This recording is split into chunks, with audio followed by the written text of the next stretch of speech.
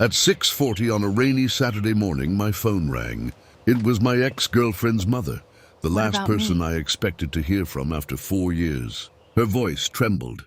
"Evan, my car won't start. Could you help me?" Before we discover why she called me after all these years, take a moment to like this story, subscribe to StoryMun, and tell us in the comments where you're watching from. Because sometimes the person asking for your help isn't really asking about a broken car. Let's begin. Her name was Marissa Cole. She'd always treated me like family when I was dating her daughter, Hannah.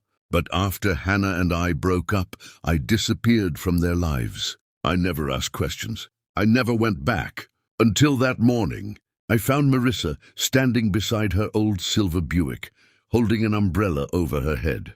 "Thank you for coming." "You don't have to thank me." I opened the hood. 10 minutes later, I found the problem. "Dead battery!" She smiled. "I knew calling you was the right decision." I replaced it, started the engine, and closed the hood. "There, you're good." I turned to leave. "Evan?" I stopped. She stood beneath the rain staring at me. Then she whispered, "What about me?" I turned around. "What do you mean?" Her eyes filled with tears. "Everyone left." I said nothing. "Hannah left for Chicago. My husband died 2 years ago. And you," she swallowed, "you were the last person who ever made this house feel like home." I didn't know what to say. She quickly wiped her eyes. "I didn't mean to put that on you. She looked toward the house. "Sometimes I make excuses to call people because I'm afraid they'll stop coming." My heart sank. "Marissa, you could have just called." She laughed sadly.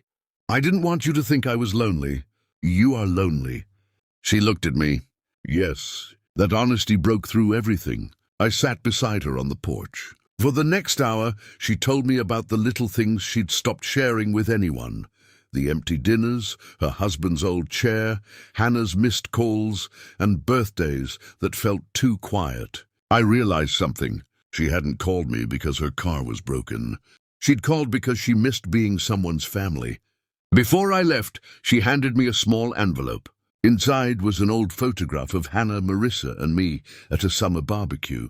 On the back, Marissa had written, "Some people leave our lives without leaving our hearts." I looked at her.